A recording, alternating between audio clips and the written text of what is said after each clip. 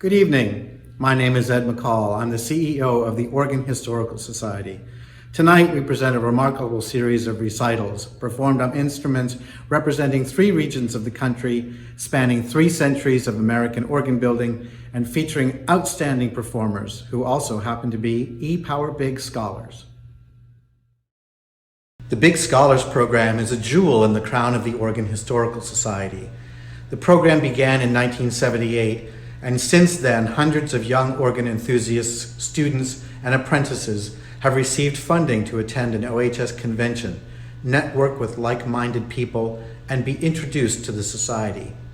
In 2019, the program was expanded, offering an opportunity to audition for a recital performance a year after the scholar attended their first convention. Given the extraordinary events of the past 18 months, we are delighted to present our Dallas, Texas scholars in recital this evening. Should you be inclined to offer a donation showing your support for this program and OHS, please visit our website, www.oregonhistoricalsociety.org, or call us at 1-833-POSITIF. That's 1-833-767-4843. You can also find the program for tonight's recital on our website, and that is again www.oregonhistoricalsociety.org. There is no charge for the program. It is a free download. Once again, a hearty welcome to all. Adam Cobb, or should I say Dr. Adam Cobb, recently graduated, traveled from his home state of Florida all the way to Los Angeles, recording his recital on the mighty Murray M. Harris organ at the Episcopal Church of St. James. Enjoy. Hello, my name is Adam Cobb, and I have recently completed my doctoral degree at Florida State University, where I studied with Dr. Ian Quinn. For my program, I chose to record on the 1911 Murray J. Harris organ at St. James in the City Episcopal Church in Los Angeles, California. The Murray Harris organ originally consisted of 39 ranks of pipes spread across 3 manuals and pedals. This organ was originally built for St. Paul's Pro Cathedral, which was the largest Episcopal church building in the city. The congregation outgrew this building, and the organ was placed in storage in 1922 until it was installed in the new cathedral in 1924. The instrument was well maintained, and it remained unaltered. However, in the late 1960s and early 1970s, the tonal design was altered in an attempt to keep the organ in line with the changing tonal trends of the day. Fortunately, the original pipework was kept intact. By 1977, the organ was in need of restoration. Manuel Rosales and David Dixon approached the bishop about forming a committee to consider the possibility of repairing and restoring the instrument. Unfortunately, the committee took no interest. In late 1979, the bishop announced the closing of the cathedral church due to structural and safety concerns. The organ played its final service there on Christmas Eve of that year.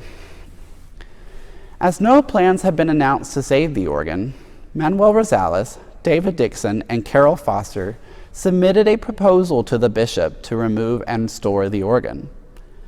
The proposal was accepted, and work began to remove the instrument. All of the pipework, the wind chest for the tuba, the bellows, the console, the antiphonal division and its casework, and the chapel organ were removed. The organ remained in storage for over a decade. The diocese had even considered disposing of the instrument at one point. However, around the same time, the parish of St. James in the city was making considerations of their own to replace their 1926 Kimball organ. This organ had undergone the same tonal alterations that the Murray Harris organ had, but most of its original pipework had not been retained, making it impossible to restore this instrument's original character. The diocese approached St. James in the city, and they offered them the Murray Harris organ from the former Pro Cathedral at no cost. David John Falconer, then organist and choir master at St. James, sought to find the funds to rebuild the Murray Harris organ for St. James. With help from the Amundsen Foundation, funding was secured to begin work. The Schlicker Organ Company of Buffalo, New York was selected to complete this work, as David Dixon was, at the time, the firm's artistic director. As well as restoring the organ, St. James also set out to improve the church's acoustics.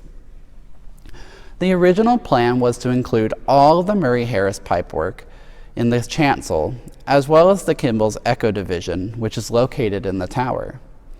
To expand the instrument's tonal palette, this plan also included the addition of 16 stops in the style of the existing Murray Harris pipework and the building of a new console.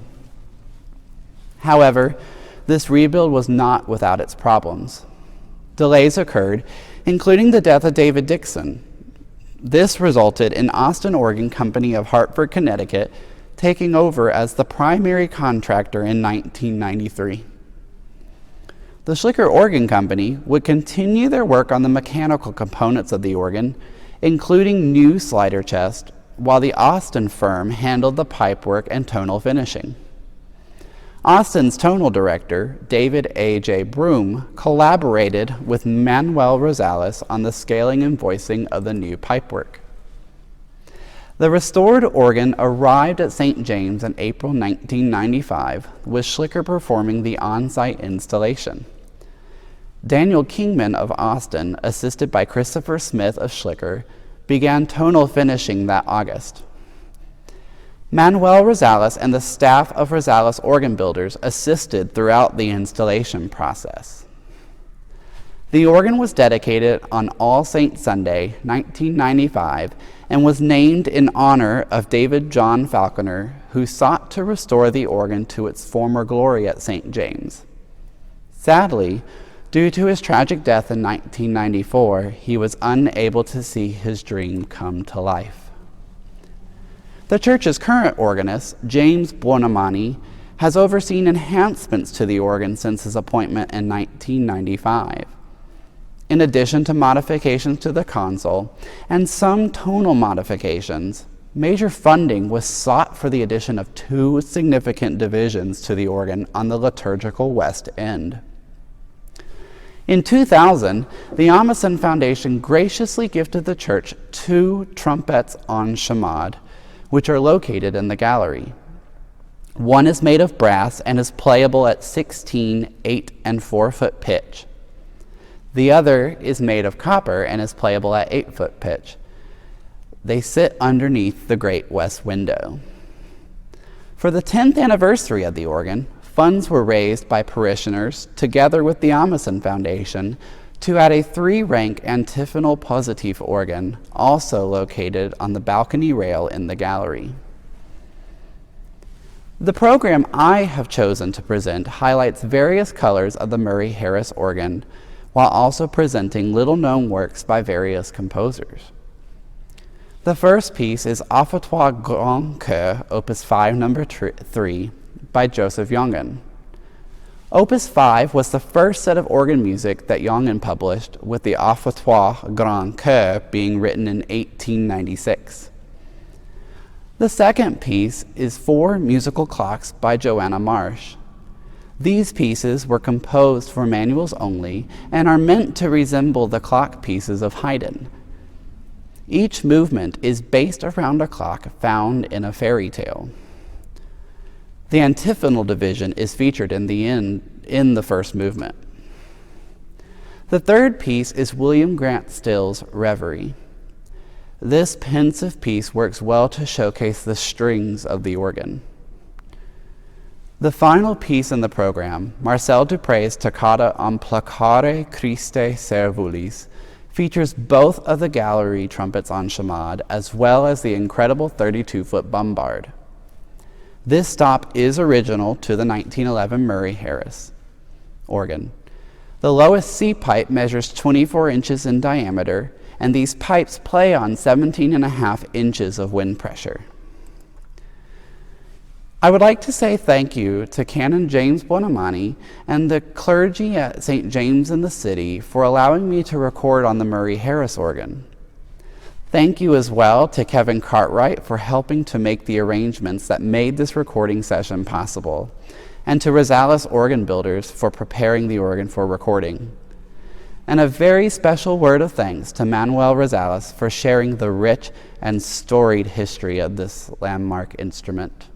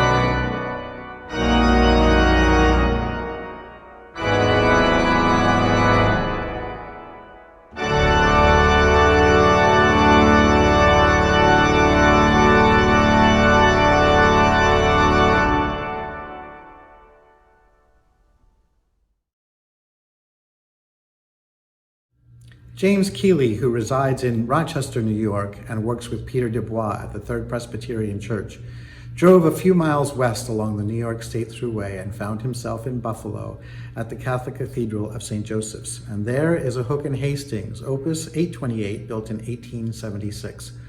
Let's listen and to see what James has prepared for us. It is a real privilege and honor to be standing here in St. Joseph's Cathedral, Buffalo, New York. I've been fortunate enough to get to know this beautiful and astonishing E and G Hook organ that stands behind me. My name is James Keeley, and I was fortunate enough to be an E-Power Big Scholar at the 2019 Dallas Convention. I did this whilst a master's student at the Eastman School of Music under the guidance of David Higgs.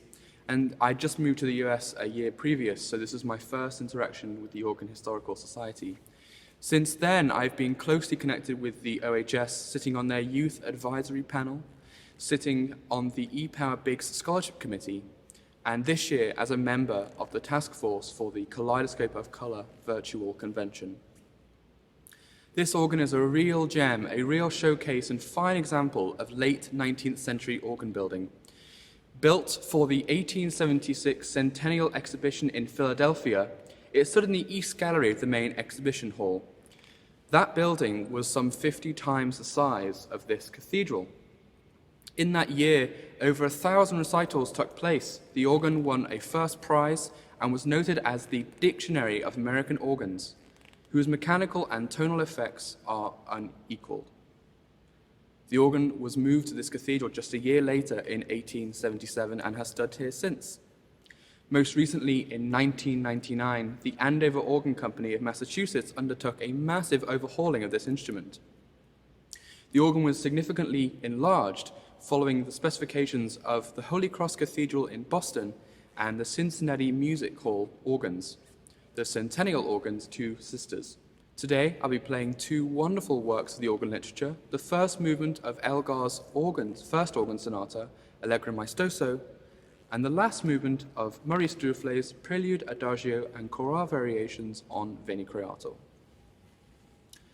Edward Elgar's sonata was written in 1895 for Hugh Blair, the organist of Worcester Cathedral, and the piece was completed in just 1 week and handed to Mr. Blair just 5 days before the performance. The initial performance left much to be desired. However, this organ sonata was a landmark for Elgar, at the time being his most substantial work of a symphonic nature. The first movement, Allegro Maestoso, begins with a very noble, majestic, and robust start to this four-movement work. Written in traditional sonata allegro form, as one would expect, Elgar uses a triumphant and energetic first theme, contrasted with a very sweet and lyrical second theme in 9/8.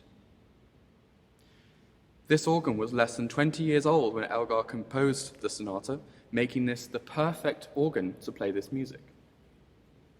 The second work I'll be playing today is from the 20th century French organ school. Maurice Duruflé remains a pivotal figure among the French giants that we know today. It was in 1930 that Duruflé was appointed as organist at Saint-Étienne-du-Mont, one that he held until a severe car accident in 1975. And it was here in 1930 that Duruflé won first prize, offered by the Les Amis de l'Orgue for this very piece.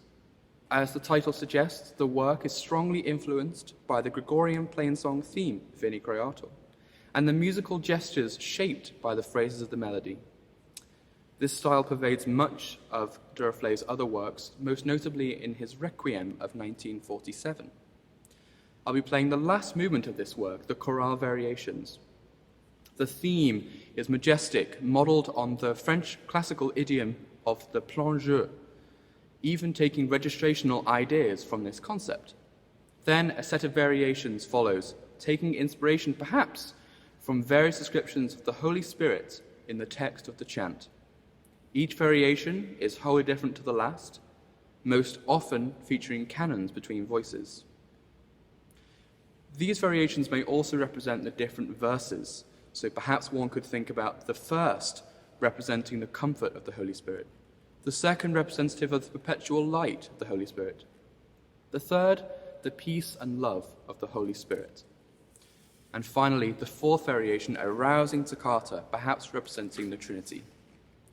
Finally, the piece reaches its eventual climax with full organ in both pedals and manuals, the plain song melody of the final Amen from the chant played in the pedals. So, Edward Elgar and Maurice Duflé.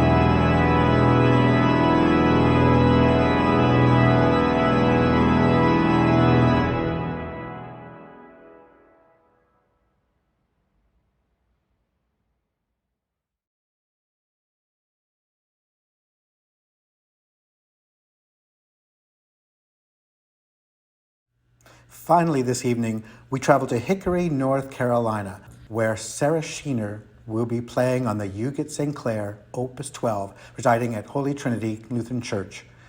I know you'll find her program to be delightful.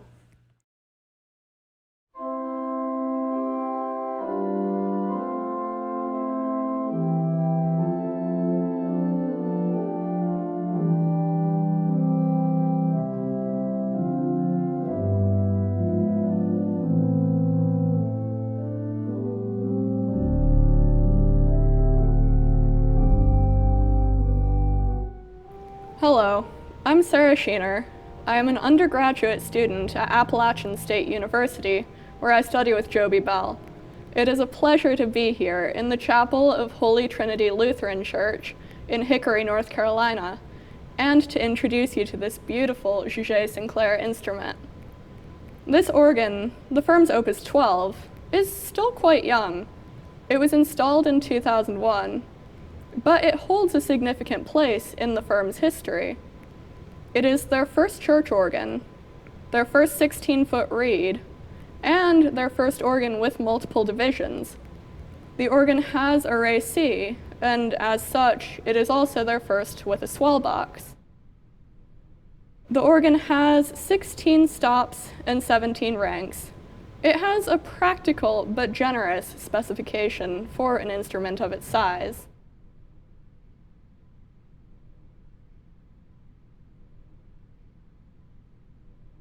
Here is the mantra.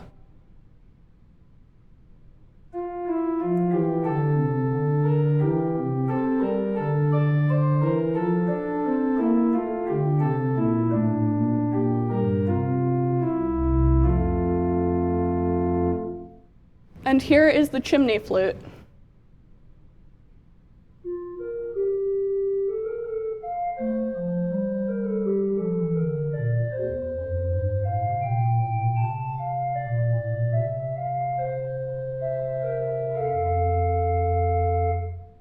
Moving to the Recital, here is the solutional.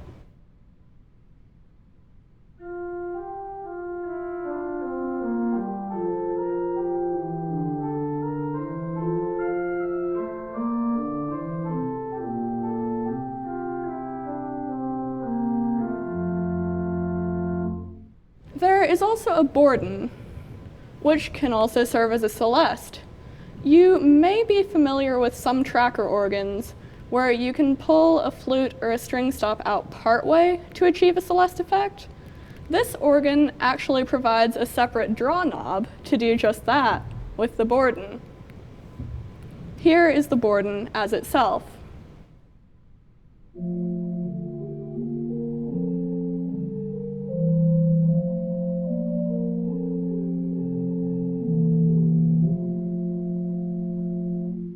And now as a celeste with the solutional.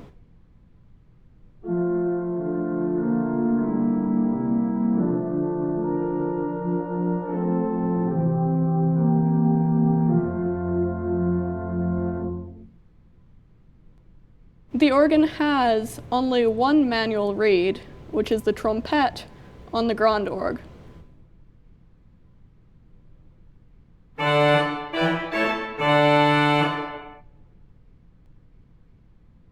Now I am going to play some stops in combination to demonstrate the blend of the organ, beginning with the Borden.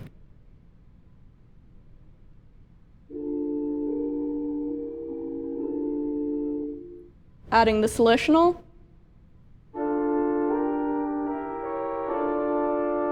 Moving to the grand org, adding the chimney flute.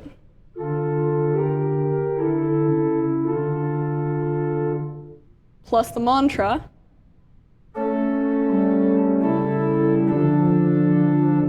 Four-foot flute.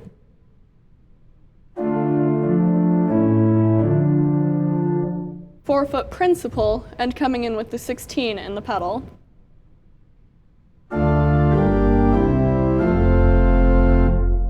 Two-foot principal.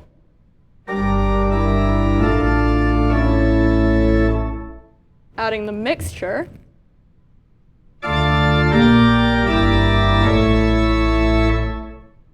And both of the organ's reeds.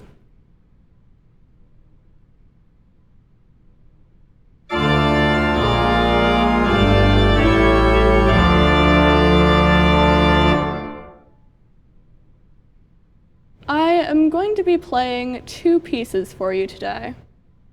The first is the slow movement from Josef Reinberger's Ninth Sonata. That begins by showcasing some of the lovelier, softer stops of the organ, and moves into a middle section with a grander registration. I will also be playing the fugue from Felix Mendelssohn's Second Sonata. That begins with a larger registration, and will ultimately bring us to full organ.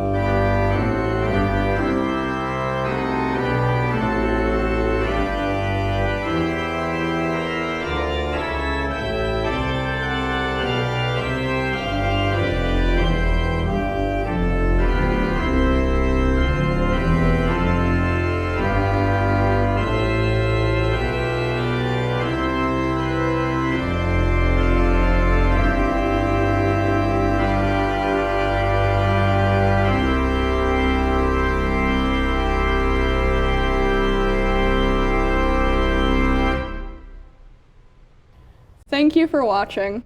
I hope you have enjoyed hearing this organ as much as I have enjoyed getting to know it.